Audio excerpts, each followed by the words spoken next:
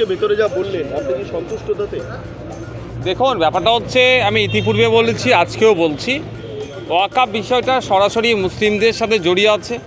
মুসলিম মন পেতে পাওয়ার জন্য পশ্চিমবাংলা সরকার একটু এই ধরনের আচরণ দেখাবে, যাতে মুসলমানদের জন্য অনেক কিছু হয়ে যাচ্ছে। কারণ আমরা ভুলে যাচ্ছি না, পার্লামেন্টে যখন সিএএ বিল পাস করানো হয়েছিল, সেই সময় বাইরে ক্যাকাচিচি করলেও ভোটাভুটিতে অংশগ্রহণ করেনি। এখন দেখার বিষয়, পার্লামেন্টে এটা নিয়ে যখন চর্চা হবে, তখন তৃণমূলের যে 29টা এমপি আছে তাদের ভূমিকা কী, ভোটাভুটিতে কজন অংশগ্রহণ করে এবং ডিবেটে তারা অংশগ্রহণ করে কিভাবে স্ট্রং অপোজ করে, সেটা দেখার বিষয়। তাই আমি খুব ভালো ফল হবে আশা করছি না। কারণ এই আমাদের বিধানসভাতে আছে নদিয়া জেলায় এমন বিধায়ক, সে ওয়াকফ সম্পত্তি দখল করে রেখেছে। আমাদের বিধানসভাতে আছে হাওড়া জেলার বিধায়ক, তিনি ওয়াকফ সম্পত্তি দখল করে রেখেছেন। এই ধরনের প্রতিটা জেলায় স্পেসিফিক ধরে ধরে বলা যাবে, ইসি নাম্বার দিয়ে বলা যাবে যে এই সম্পত্তিগুলো দখল করেছে। আজকে সিএম ম্যামকে আমি একটা অতিরিক্ত প্রশ্ন করলাম যে 2011 থেকে 2024 ঠিক কত বিঘা জমি উদ্ধার হয়েছে। তিনি বেশ কিছু ইসি নাম্বার দিয়ে বললেন, কিন্তু এক্স্যাক্ট ফিগারটা যেটা আশা করেছিলাম সেটা আমি উত্তর পাইনি। মুখ্যমন্ত্রী বললেন যে এই জমানায় কোনো কিছু দখল হয়নি, যা হওয়ার আগে হয়েছে। কিন্তু দখলের পরিসংখ্যানও দিচ্ছেন আবার, যে দখল হয়েছে সেগুলোকে পুনরুদ্ধার করা সম্ভব। আগে হয়েছে বলে এখন বুল্ডোজার চালানো সম্ভব। দেখুন, আমি বুল্ডোজার চালানোর ওই ধরনের পক্ষেও নয়, সব এর বিরোধী। কিন্তু কোনো একজনের মালিকানার যে জায়গাটি আছে সেটা উদ্ধার করে দেওয়ার দায়িত্ব হচ্ছে রাজ্যের ওয়াকফ বোর্ডে, সেটা উদ্ধার করবে। কিন্তু দুর্ভাগ্যের বিষয়, এই বুল্ডোজার চালানোর নাম করিয়ে বা ভয় দেখিয়ে ব্যর্থতা তো ঢাকা যায় না। তাহলে জোর গলায় বলতে পারছে না কেন? 2 তারিখ এবং 3 তারিখে এই ওয়াকফ অ্যামেন্ডমেন্ট বিলের ওপরে চর্চা হবে আমাদের বিধানসভাতে।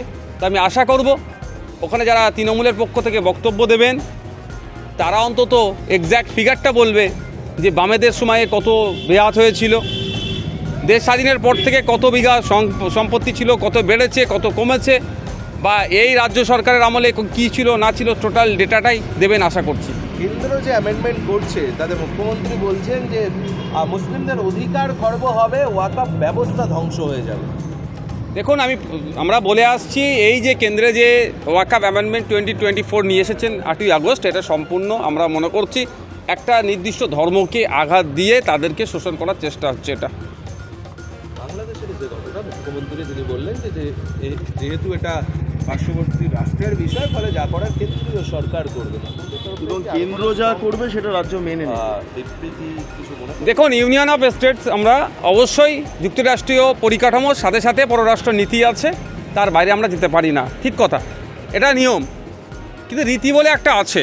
পৃথিবীর কোনো প্রান্তে যদি কোনো মানুষ আঘাত পায়, ক্ষতিগ্রস্ত হয়, তাদের উপরে দমনপীড়ন চলে, রীতিকে বজায় রেখে তো বলা যেতেই পারে। কিন্তু এটা তো আমরা আশা করবো যেটা বলা হোক যখন আমাদের ইলিশের প্রয়োজন হয় বা জামদানি শাড়ির প্রয়োজন হয়, আদান প্রদান যখন হয়, সেক্ষেত্রে আর পররাষ্ট্র নীতিকে আমরা সেইভাবে কতটা মান্যতা দিই বা সেই মোতাবেক না গিয়ে যেগুলো আমরা ডিমান্ড করি, এক্ষেত্রেও বলাই যেতে পারে। ফারাক্কা ইস্যুতে কথা বলতে পারে। ফারাক্কা ইস্যুতে বাংলাদেশের সঙ্গে কেন্দ্রীয় সরকারের যে চুক্তি, তার প্রেক্ষিতে রাজ্য কথা বলতে পারছে। কিন্তু এইখানে দাঁড়িয়ে পররাষ্ট্রনীতির দোহাই দিয়ে গোটা বিষয়টা কার্যত মুখে কুলু পাচ্ছেন মুখ্যমন্ত্রী। এটা কি মনে হচ্ছে না যে নিজের জায়গাটাকে বাঁচানোর কৌশল? দেখুন, কোথায় বাঁচাবেন কোথায় ছাড়বেন সেটা তাদেরই একান্ত দলীয় ব্যাপার। সেটা আমি এতটুকুই বলতে পারি। আমার অবস্থান যদি জানতে চান, বিগত দিনে বলেছি, আজকেও বলেছি, যেটা হচ্ছে বাংলাদেশে মোটেই কাম্য নয়, এটা হওয়া অনুচিত, এটা দ্রুত বন্ধ হওয়া দরকার এবং আমাদের দেশের সরকারকে কঠোর একটা বার্তা পাঠানো দরকার। কিন্তু দুর্ভাগ্যের বিষয়, সেই রকম বার্তা আমাদের দেশের সরকারের পক্ষ থেকেও দেখতে পাচ্ছি না। বাইপাসের ধারে তৃণমূলের যে নতুন বাড়ি তৈরি হচ্ছে, ভবন তৈরি হচ্ছে, তাকে মা মাটি মানুষের ম্যানশন বলে কটাক্ষ করলেন শুভেন্দু অধিকারী। তার পাশাপাশি তিনি বলছেন যে মুখ্যমন্ত্রী গরিবের পার্টির কথা বললেও এখন প্রাইভেট জেট, কর্পোরেট অফিস, এটাই নাকি এখন তৃণমূল বিরোধী দলনেতা বলছে। ব্যাপারটা হচ্ছে, তৃণমূলের দেখবেন আর বিগত দিনে যারা তৃণমূলকে প্রতিষ্ঠা করলো, যে সমস্ত লিডার্স যারা গ্রাসরুট লেভেলের সাথে মিশে থাকতে চায়, তাদের খুব একটা পাত্তা এখন পাচ্ছে না। এখন যারা 25-75 রেশিও ঠিকঠাক মেনটেন করতে পারছে, তারা বিভিন্ন পদ পেয়ে যাচ্ছে। আর ওই 25-75 থেকেই তো এগুলো তৈরি হচ্ছে। কোন পার্টি কত বড় পার্টি অফিস করবে সেটা নিয়ে আমরা ভাবি না, কিন্তু যে পার্টি যে কমিটমেন্ট করে শাসন কার্য কাঁধে তুলে নিল, সেই কমিটমেন্ট কতটা বাস্তবায়ন হচ্ছে বা কতটা ফেল হচ্ছে সেটা নিয়ে চর্চা হওয়া দরকার। বলেছিল কি ক্ষমতায় আসলে 6 মাসের মধ্যে শিল্প গড়ে দেব, এই নিয়ে আমাদের চর্চা হওয়া দরকার। প্রতি বছরে প্রায় বিশ্ব বাংলা বাণিজ্য সম্মেলন করছে, খরচের বহর বেড়ে যাচ্ছে, ইনভেস্ট করবে বলে অনেকে প্রতিশ্রুতি দিচ্ছে, কিন্তু কত টাকা ইনভেস্ট করলো এবং সেই ইনভেস্ট থেকে আমাদের রাজ্যের রেভিনিউ কত আসলো, রাজ্যের আপনার বেকারত্ব ক্ষেত্রে অর্থাৎ চাকরি কত পেলো, আমাদের যুবকরা কত কাজ পেলো, এই ডেটা কিন্তু পাওয়া যাচ্ছে না। আমাদের মনে হয় এই নিয়ে চর্চা হওয়া দরকার। কার কত বড় পার্টি অফিস, সে তো তাহলে দিল্লিতে বিজেপির যে সদর দপ্তর সে তো একদম 5 স্টার হোটেলের মতো হয়েছে। সেগুলো নিয়ে চর্চা না করার থেকে যে কমিটমেন্ট করেছিল সেগুলো বাস্তবায়ন হচ্ছে না, সেটা নিয়ে প্রশ্ন হোক আমাদের। বলছি ইসকন বলে যে সংস্থা রয়েছে সেটাকে বাংলাদেশে নিষিদ্ধ করার দাবি জানালেন অ্যাটর্নি জেনারেল বাংলাদেশ হাইকোর্টে। দেখুন ওটা বাংলাদেশের সম্পূর্ণ অভ্যন্তরীণ ব্যাপার, তারা কোন গ্রাউন্ড থেকে বলতে পারবো না। আমাদের দেশে হলে এটা নিয়ে আমরা বেশি চর্চা করতে পারতাম। ইসকন একটা ইন্টারন্যাশনাল সংস্থা, নিশ্চিতভাবে তাদেরও যুক্তি আছে, তাদের সাথে যদি ইনজাস্টিস হয় ইন্টারন্যাশনাল কোর্ট অফ জাস্টিস আছে, নিশ্চিতভাবে তারা যাবে। মানে ইসকন কি মৌলবাদী আপনার মনে হয়? দেখুন আমি ওখানকার চর্চা কীভাবে করছে, আমাদের এখানে আমরা যতটুকু জানি মায়াপুরের থেকে ইসকনের সাথে পরিচয়, আমি তাদের কিছু ধর্মগুরুর সাথে কথা বলেছি, আমি আমার ওয়েস্ট বেঙ্গলের মায়াপুরের কথা বলছি, তাদের সাথে কথা বলেছি, তারা আমাদের প্রতি যতটা সহনশীলতা দেখিয়েছে আমরাও সেরকম দেখিয়েছি, আমাদের মধ্যে এই ভেদাভেদ দেখতে পাইনি। বাংলাদেশের মাটিতে কী হচ্ছে সেটা নিয়ে আমি তো এখনও কাউকে সার্টিফিকেট দিতে পারি না। দুটো বিষয়, আর একটা আপনাদের মনে হয় না কোশ্চেন করলে আমি বলি যে এখন পর্যন্ত প্রায় 10,000 কোটি টাকার স্বাস্থ্য পরিষেবা দেওয়া হয়েছে রাজ্যের পক্ষ থেকে স্বাস্থ্যসাথী কার্ডের মাধ্যমে, যেটা 80 লক্ষ মানুষ পরিষেবা পেয়েছে। দেখুন এই 10,000 কোটি টাকা দিলে 10টা জেলায় কিন্তু এইমসের মতো বড় হসপিটাল তৈরি করা যেত। এই 10,000 কোটি টাকার ওপরে টাকা খরচ করে পিজি হসপিটালের মতো হসপিটাল 10টা প্রত্যন্ত জেলায় তৈরি করা যেত। বারবার এটা আমরা দাবি করে আসছি।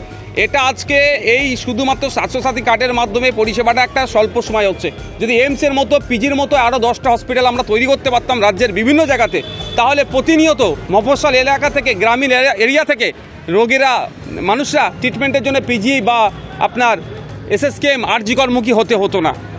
আর যেটা বলছেন স্ক্যাম হচ্ছে, দিদিমণি সিএম ম্যাম বললেন যে আপনার আর একটু বাকি আছে, ক্রস চেক করছে, আমরা অপেক্ষায় আছি। স্ক্যাম যে দুর্নীতি অবশ্যই হয়েছে, এবং দুর্নীতিটা আমি আপনাকে বলছি স্পেসিফিক যদি ঠিকঠাক তদন্ত হয় বড় বড় বেসরকারি হসপিটালের নামও চলে আসবে। একই বিষয় ট্যাবের ক্ষেত্রেও বলেছেন যে ট্যাবে যে এটা হয়েছে সেটা নিয়ে ইতিমধ্যে তদন্ত প্রক্রিয়া চলছে। গোটা যারা অভিযুক্ত, যাদের কাছে এই ধরনের ঘটনা ঘটছে, জামতারের বিরুদ্ধে অভিযোগ তোলা হয়েছে, তাদের বিরুদ্ধে ব্যবস্থা অ্যাকাউন্টে টাকা ঢুকেছে। দেখুন ব্যবস্থা নেওয়া হবে বলেছে, যতক্ষণ না ব্যবস্থা নিচ্ছে ততক্ষণ আমি কিছু মুখ খুলব না। কারণ আনিসের ক্ষেত্রে বলেছিল, কামদুনির ক্ষেত্রেও বলেছিল, আরও অনেক ইনসিডেন্টের ঘটনায় ব্যবস্থা নেওয়া হবে, কিন্তু দিনের শেষে আমরা কি দেখেছি ওই নেওয়া হবে হয়েছে বা এই ফাইনাল রেজাল্ট আমরা এখনো দেখতে পাইনি। শিক্ষামন্ত্রী জামিন বলছেন টাকা তো তার কাছে পাওয়া যায়নি, তার বান্ধবীর থেকে পাওয়া গেছে, বান্ধবী জামিন পেয়ে গেছেন, অতএব তাকে জামিন দেওয়া হোক। পার্থ চ্যাটার্জি বলছেন তাকেও জামিন দেওয়া হোক। দেখুন ব্যাপারটা হচ্ছে ওটা তার প্রাক্তন শিক্ষামন্ত্রীর উকিল কি সওয়াল করবে সেটা বলতে পারবো না। শুধু প্রাক্তন শিক্ষামন্ত্রী নিয়ে আরও যারা যুক্ত আছে আমরা চাই তারা জেলের মধ্যে থাকুক, তাদের বিরুদ্ধে সাজা ঘোষণা হোক। এখনও ট্রায়াল শুরু হয়নি, এটা হচ্ছে দুর্ভাগ্যের বিষয়। আচ্ছা, শব্দ ব্যবহার করছেন না, এইটা ওদের মানে যা স্টেটমেন্ট তাই, মানে আর পথে নামা তো দূরের কথা, আপনি যে পথে নামছেন তারা পথে নামারও প্রয়োজন বোধ করছে না। এই যে বামেদের এই ভূমিকা, কংগ্রেসের ভূমিকা, তৃণমূলের ভূমিকা, গোটাটা নিয়ে সংখ্যালঘু শুরু উচ্চারণ। বাংলাদেশের সংখ্যালঘু অবশ্যই তাদের ধর্মীয় পরিচয় হিন্দু, এটা বলতে কি কারো কষ্ট যদি হয় আমি মনে করছি এই কষ্ট না হওয়া দরকার। ভারতবর্ষে উত্তরপ্রদেশে মসজিদকে কেন্দ্র করে ওখানকার উত্তরপ্রদেশের ভারতবর্ষের সংখ্যালঘু মুসলমানদের উপর আক্রমণ করছে, এটা বলতে অসুবিধা কোথায়? যেটা বাস্তব সেটা বলতে হবে। বাংলাদেশের ক্ষেত্রে চুপ থাকবো, উত্তরপ্রদেশের ক্ষেত্রে বলবো, মণিপুরের ক্ষেত্রে চুপ করে থাকবো, বাংলাদেশের হলে চিৎকার করবো, এগুলো এই দ্বিচারিতা বন্ধ করা হোক। যারা এই দ্বিচারিতা করছে মানুষ তাদেরকে জবাব দেবে। আচ্ছা, ওয়াকফ নিয়ে রাজ্যের সঙ্গে কোনো আলোচনা করা হয়নি, এইটা যেমন দাবি তুলেছেন, পাশাপাশি ওয়াকফ বোর্ড ধ্বংস হয়ে যাবে এই ব্যবস্থায়, কী বলবেন? দেখুন রাজ্যের সাথে আলোচনা স্পেসিফিক রাজ্য ধরে ধরে করার কথা ছিল, জয়েন্ট পার্লামেন্টারি কমিটির আমাদের ওয়েস্ট বেঙ্গলে এসে এখানে মতামত নেওয়ার জায়গা ছিল, কিন্তু দুর্ভাগ্যের বিষয় কোনো অজ্ঞাত কারণে দেখলাম পোস্টপন করলো, এখন আর নতুন কোনো ডেট পেলাম না। আমরা অপেক্ষায় ছিলাম যে আমরা এখানে অংশগ্রহণ করব, যে জেপিসি আসবে তাকে সেখানে আমরা মত রাখবো, কিন্তু স্পেসিফিক রাজ্য ধরে ওই ধরনের আলোচনা করলেও জয়েন্ট পার্লামেন্টারি কমিটিতে তৃণমূলের পক্ষ থেকে দুটো এমপি ছিলেন, নাদিমুল হক সাহেব, কল্যাণ ব্যানার্জি সাহেব। একটু তথ্য তুললে দেখা যাবে নাদিমুল হক সাহেবের কতদিন ওখানে উপস্থিত ছিলেন আর অনুপস্থিতির হার কত, দেখলে বোঝা যাবে উপস্থিতির থেকে অনুপস্থিতিতে হার বেশি। সেই বিষয়ে তো চর্চা হচ্ছে না, তার দলের এমপিকে তো জিজ্ঞাসা করছে না কেন ওখানে উপস্থিত ছিল না।